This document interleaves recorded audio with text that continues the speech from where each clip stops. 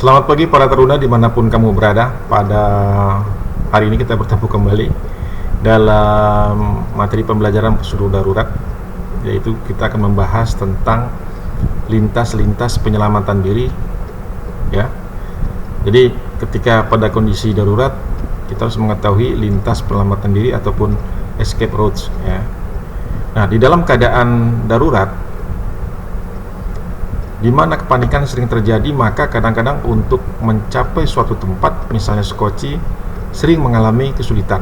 Nah, untuk itu para pelaut ataupun pelayar, terutama awak kapal, harus mengetahui dengan lintas penyelamatan diri ataupun escape routes, komunikasi di dalam kapal itu sendiri dan sistem alarmnya. Nah, untuk itu sesuai dengan ketentuan SOLAS 1974 bab 11 ayat 2 tentang konstruksi perlindungan penemuan dan pemadam kebakaran dalam peraturan 53 dipersyaratkan untuk di dalam dan dari semua ruang awak kapal dan penumpang dan ruangan-ruangan yang biasa oleh awak kapal untuk bertugas, selain terdapat tangga-tangga di ruangan permesinan, harus ditata sedemikian rupa tersedianya tangga yang menuju ataupun keluar dari daerah tersebut secara darurat. Nah, di kapal lintas-lintas penyelamatan diri ini secara darurat ataupun escape route dapat ditemui pada tempat-tempat tertentu. Nah, seperti kamar mesin ya. Kita lihat di kamar mesin di sini. Adanya lintas darurat menuju ke geladak kapal melalui terowongan ataupun poros baling-baling yang sepanjang lintasan tersebut didahului oleh tulisan emergency exits ya, dan disusul dengan tanda panah ataupun simbol orang berlari.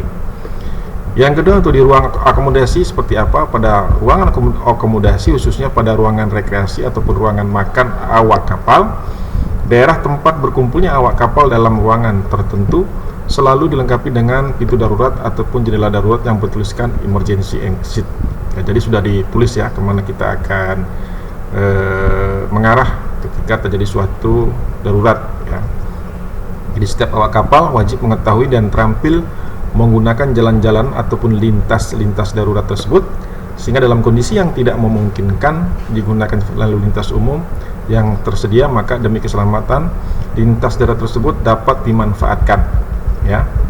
Nah, di samping itu semua awak kapal demi keselamatannya wajib memperhatikan tanda-tanda gambar yang menuntun setiap orang untuk menuju ataupun memasuki maupun melewati laluan ataupun lorong darurat pada saat keadaan darurat. Kelalaian ataupun keterlaluan hanya akan menyebabkan kerugian bagi diri sendiri, bahkan melibatkan orang lain. Kemudian tanda ataupun sign ya. Jadi jalan menunggu pintu darurat ataupun emergency exit ini ditandai dengan panah berwarna putih dengan papan dasar berwarna hijau. Nah, pada kapal penumpang dan ruang penumpang serta ruang awak kapal pasti tersedia tangga ataupun jalan yang menuju embarkasi, dek, skoci penolong, dan rakit penolong. Nah, bila ruang tersebut berada di bawah skat dek ataupun bulkhead dek, tersedia dua lintas penyelamatan diri dari ruang bawah air, salah satunya yaitu harus bebas dari pintu kedap air. Nah, bila ruang tersebut berada di atas skat dek dari zona tengah utama ataupun main vertical zone, itu harus tersedia minimal dua lintas penyelamatan diri.